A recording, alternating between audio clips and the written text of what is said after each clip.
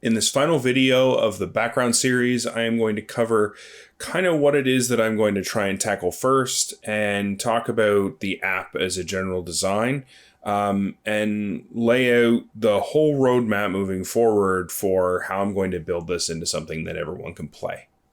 So to begin with, I created a kind of a aspirational view of what the character builder app is going to look like in terms of what the user flow is going to be and kind of where everything works.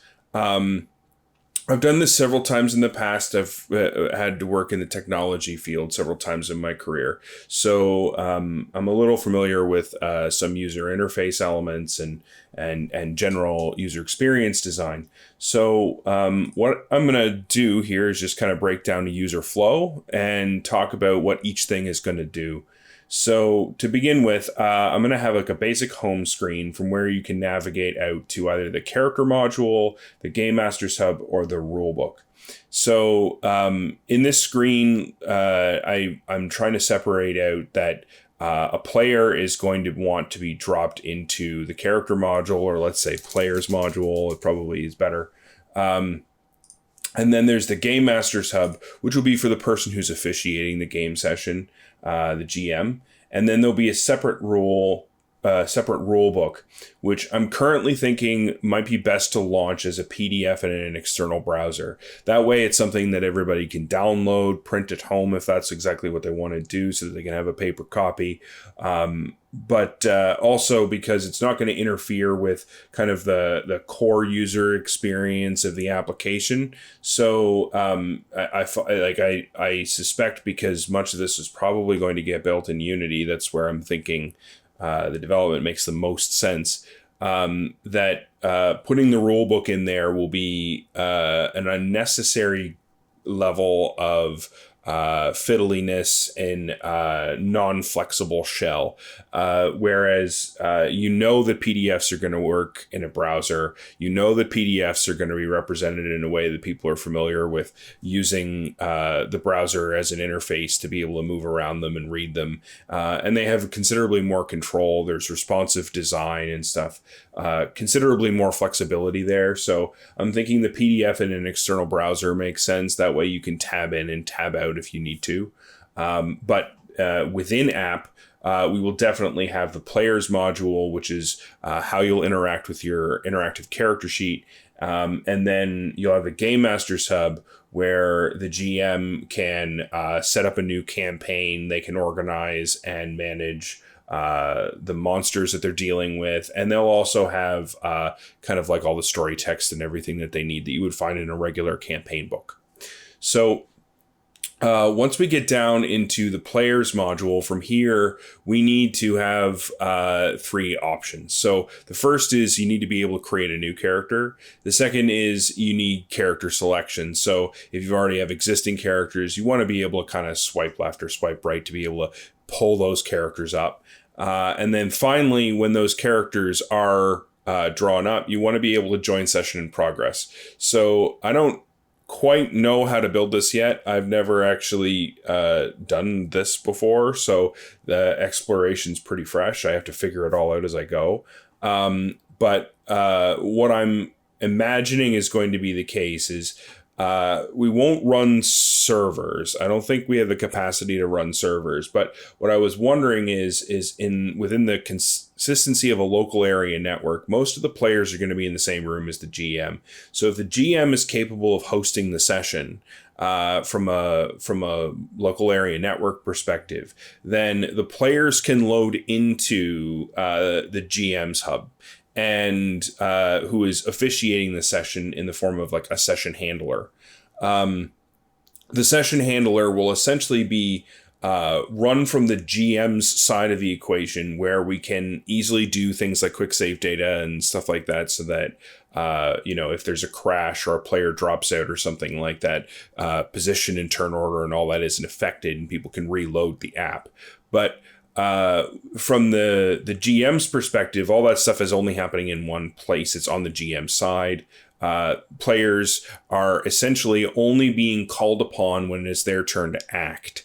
So the GM will be able to pass information through like object and condition assignment or damage assignment, inventory assignment in the form of giving objects or items, throwing challenges at people and stuff. Those things will come down from the GM's hub and be passed to the player's module, which will then be able to handle the request. Once the request is handled locally on the player's module will then hand back the results of the action or the results of whatever was requested. And so then the GM's hub will then start operating and handling things like initiative and turn management, all that kind of thing. Whereas the player's module can be exclusively focused on managing the character and controlling the data set and using things like training and forging and virtual dice rolling and all that kind of lovely stuff. So when we go down to the player's module, then we're going to need to have the option to join a session in progress. So if you go in there and you switch over to a character, that character pops up. There should be a little kind of button there that says join session in progress. And of course, it will look to see if there is an active party in your local area, a session in your local area that you have been invited into to be a member of the party for a specific campaign. So then, of course, you would select your character or you would create a new one. If you create a new one, there's a character creation process that's going to occur. And that's going to start with a virtual dice roller, which, of course, you can opt out of. I want to create an overall HUD that has general app settings, a dice customizer where you can switch to a mode where you can roll in person, an analog, a real die, and then you can just input the number that you want. This, of course, is something that I think the game master should be able to say no, virtual only, because that's true. That's 100% verifiable. Or the game master should be allowed to allow it in their campaign. But generally, when you're rolling up characters, I don't think that's going to come into play. So character creation would lead to a virtual dice roller, but then it would pass through and into the main character thing where you start assigning values and that kind of thing. Otherwise, you are just selecting a character and getting dropped in. So what I'm thinking makes the most sense is that we want to have a place that is universally accessible that provides us with the active situation at hand, which is, our current HP, our current stat values, and all that lovely stuff. And so I'm calling that the combat HUD. And I want to have it as a drop down on every single panel, every single screen, so that at any point in time, we can pass through and look at all the different things like the actions panel, an inventory panel, loadout panel, whatever, and still be able to quickly access the combat HUD. Because so many times what ends up happening is there's a lot of relational information. You have combat data that's happening in real time. That's, damage to your health, damage to your energy. And then you go back and you want to check your actions. And when you go back and check your actions, certain actions have certain energy costs. So you might want to pull down the HUD, pull it up, right? So it's good to have that readily accessible. So I'm thinking that's going to be like an overhead drop down, a pull down. And that combat HUD will be available at all times. I also think it should necessarily carry the experience and essence information so that you can see, like your anything essentially. The combat HUD needs to be anything that needs to translate across every single panel in the character sheet. So what are the panels? Well, the first is going to be the discipline panel. This is where you're going to get to choose between each of your 3 disciplines, and this is where you control character progression. You can spend on character progression to buy. You can spend your essence and your experience in order to acquire new cards. The status panel. This is where you would, in the traditional character sheet, assign derivative values, because as I mentioned before, derivative values are not assigned uniformly by all species. Assignments are all different, and you can open up some optionality with assignment.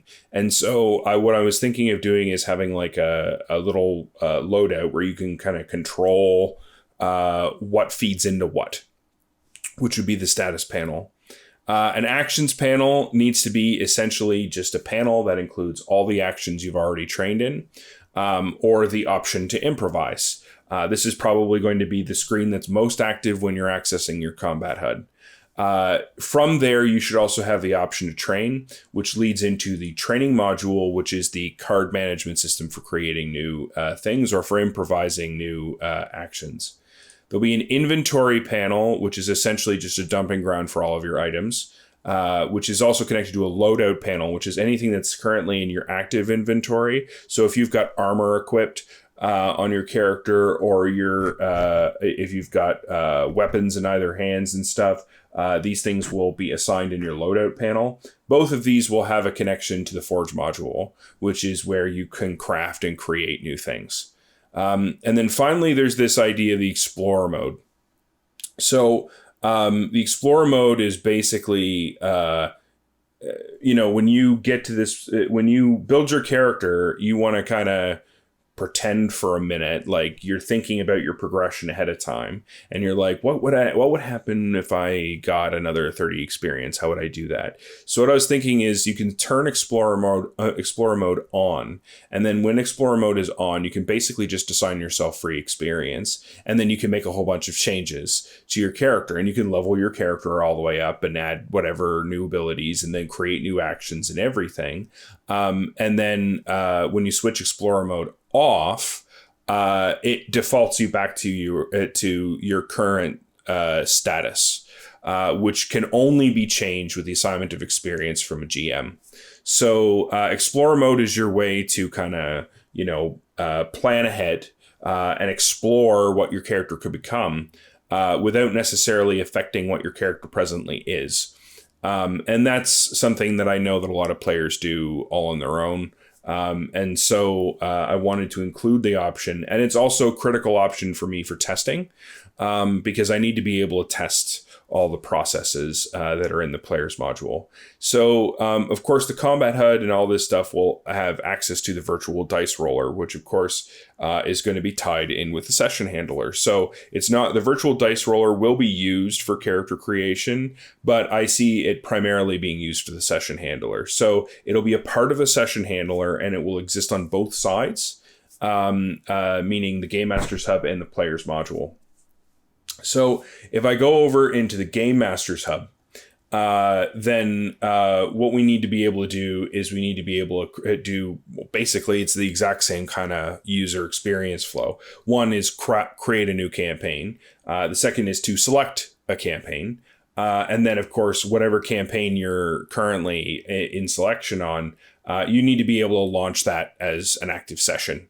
And so if you wanted to create a new campaign, rather than go into character creation, I've made should be saying campaign creation.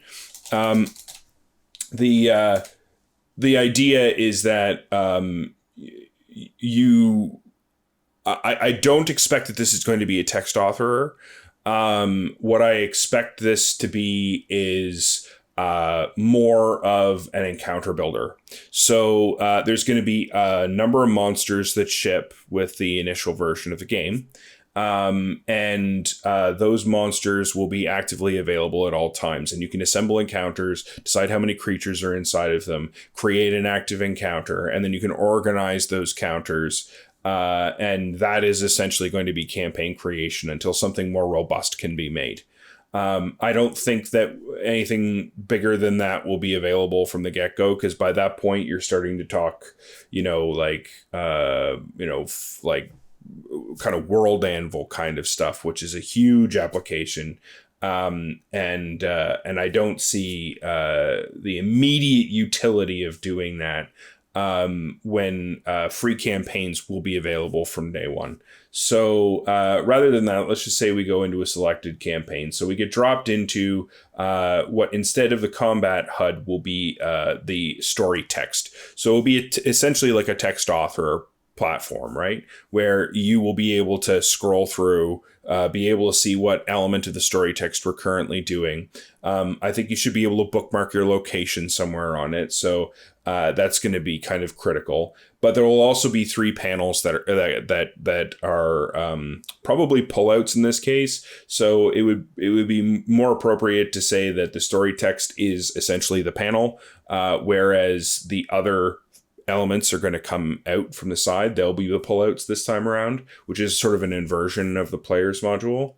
And that would be the encounters panel, the ability to assign an encounter. So if you pull out an encounter, should just be able to just launch the encounter at any given point in time. So you can say, oh, guess what? You just got attacked. The second part will be party manager, which is the ability to invite or remove people from an active party situation. And then the third would be the initiatives panel. So this would be a draw out that would only be available when you have an active battle happening. And you need to be able to see like turn order and stuff, or action pools, or who's left.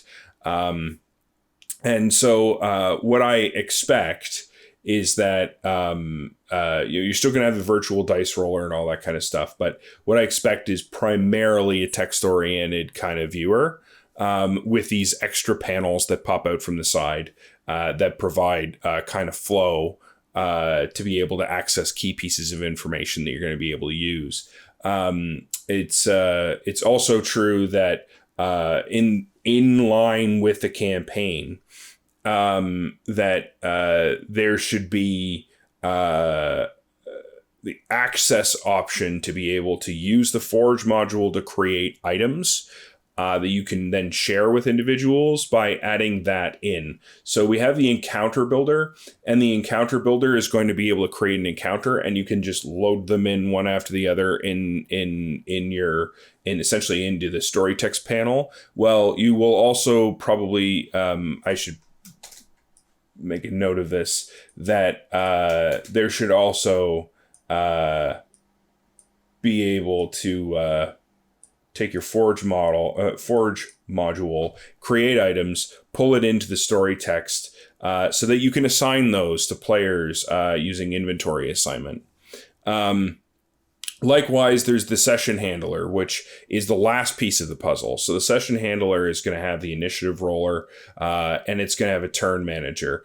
And as I've already mentioned, what I picture this as is the Gamemaster hub is running the turn manager, and it's saying, okay, so all the creatures roll their dice. Now all the players need to roll their dice. So it sends out a call. All players have to roll their initiative. Then the initiative is returned.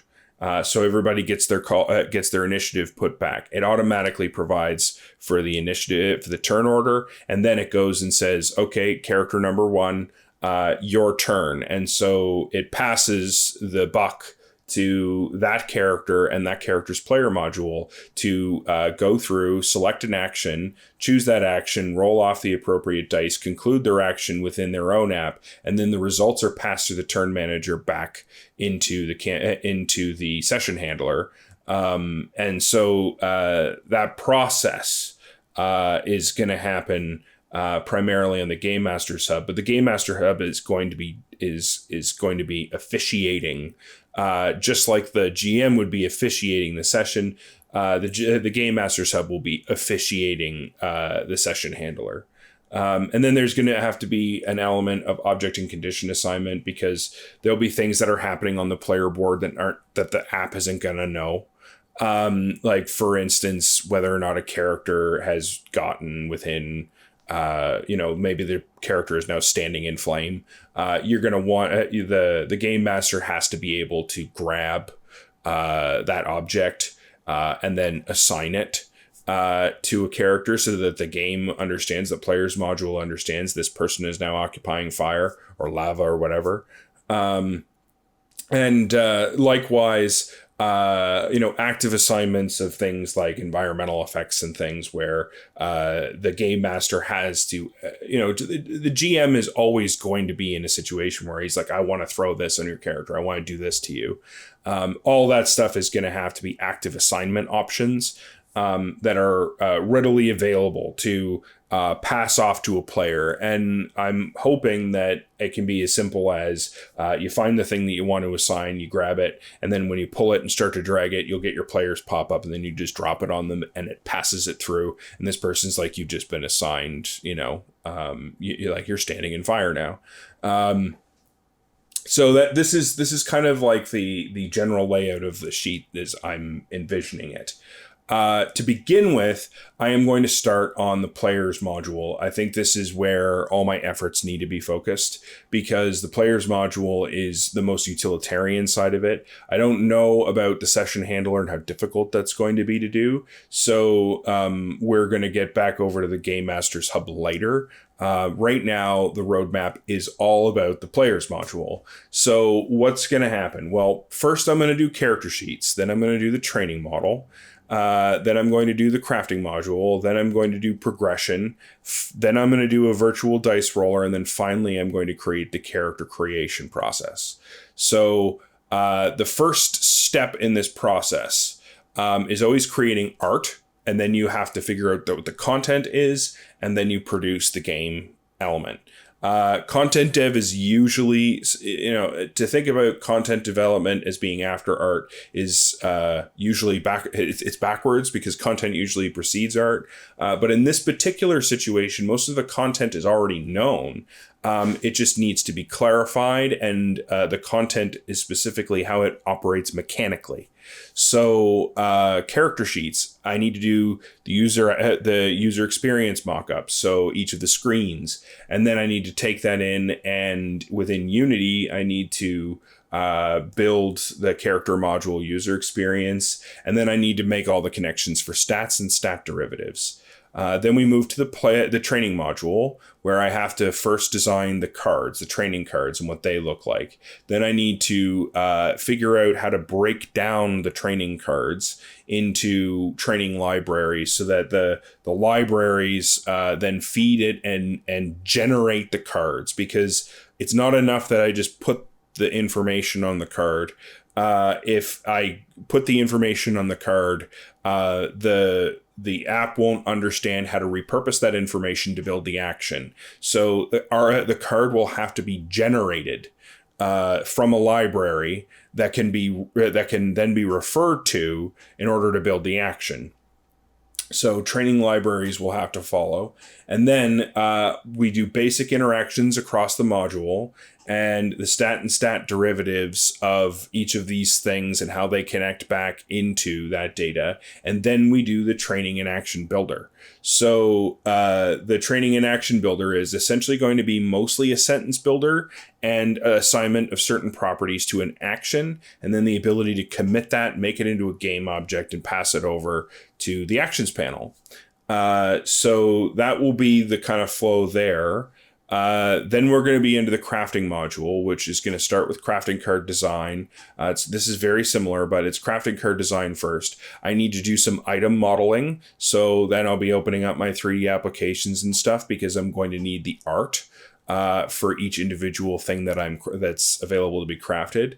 Then there's also going to be object assembly art. So in the case of armor, I don't have a problem, because essentially every piece of armor is going to be one piece of art. But when we have swords and things that are being auto-generated or auto-created, that creates a problem where the final result, the final item that's generated, is going to be an art reproduction of all the components that went into it. I don't have any clue how that's going to go, so you're going to watch me as I screw up and figure it out. But anyway, it's something that has to be done. Then we go into content development. I still have to make the firearms. I haven't made them yet. The pharmacology content hasn't been made yet. Then I need to assemble the armor, the firearms, the melee weapons, and the pharmacology items into crafting libraries, just the same way I did with training libraries. And then when I get to the crafting module, again, it's basic interactions across the module, and then the crafting and object builder. And then finally, the last stage being the object assembly for the crafted output, which is what I was talking about with the art, to be able to create a piece of art that represents the new object. Then we move into progression. So progression is all about the disciplines. So we're going to be doing the discipline panel. And we're going to be doing discipline assignments. So there will be 4 assignment categories. One will be species, one will be thaumaturgic, one will be technical, and one will be martial, with exception, of course, because, as you know, the humans are not going to have that kind of layout. But the ability to select each one of these things, that selection criteria has to exist. And then the discipline library has to be available. And you need to be able to go through and check on, where things develop, how things develop, what turns into what, see the whole tech tree, be able to explore it. And then you need to be able to select those things, purchase those things. It needs to transact out of your experience and your essence. This is the discipline interaction side of it. And then finally, that has to impose progression constraints on the character. So that will define what exists inside of your deck of cards. The other thing is it will also define, in some cases, what your stats are. And so at this point, we effectively get to the point where the character is constrained by the progression system. Then finally, we have to go through an integration phase. This is when inventory management, the loadout view, action management, and the explorer mode are made. So by doing all of this stuff in a complete integration phase, we're essentially making it to the point where the single character that we've designed is now a character right out of the box as it first starts, but hasn't been rolled. I haven't done any character creation. It's just one character that has full and complete inventory management, has all the loadouts, all the things. It's 100% working. Then after that, we produce the virtual dice roller. That's going to require 3D models for the dice and some basic dice cosmetics. Then we do the physics and the roll retrieval for the end result. And then we have to create a dice customization screen to be able to control the cosmetics. When those feedbacks are available, there needs to be a way to track the active values and assign them to certain places. That may not happen right away. That's going to be separately done as a part of character creation and as a part of the session manager. What's important is that the role retrieval puts the information somewhere I can get it. Then we get into character creation, and this is where art goes crazy. So at this point, I need 2 terrestrial models and paints, as well as, I got some mistakes here, terrestrial environmental art and board. So the environmental art would be the art behind the character, as well as the board being the playboard that's in front of everybody. Then we have 2 Salazari models and paints, again, environmental art and board. Same for the Moloccans. Then we need loading screen animations and art. Then we have character creation. So there has to be species data libraries. So this is like starting stats, starting advantages, things like that are built into each of the character types. And then the process of actually developing character creation. So the character creation processor, which is basically when you hit create new character, what happens? You get dropped in immediately. You have to roll up your dice. You select, you roll up your stats. Then you select your species. Then you select, you get dumped into your character thing. You have to assign your values, and then you can go through, and it's kind of like a pseudo explorer mode, but only for building the initial version of the character. And then we overlay that with a tutorial mode that teaches people how to play for the first time. When that's done, then the player's module will effectively be complete, and we'll be moving into, at this point, the Gamemaster's hub, where we begin doing things like introducing story text, writing campaigns, all that lovely stuff. So very first action that you'll be seeing, starting on day 1, I'm going to be doing the UX mockups for the player's module. So, the first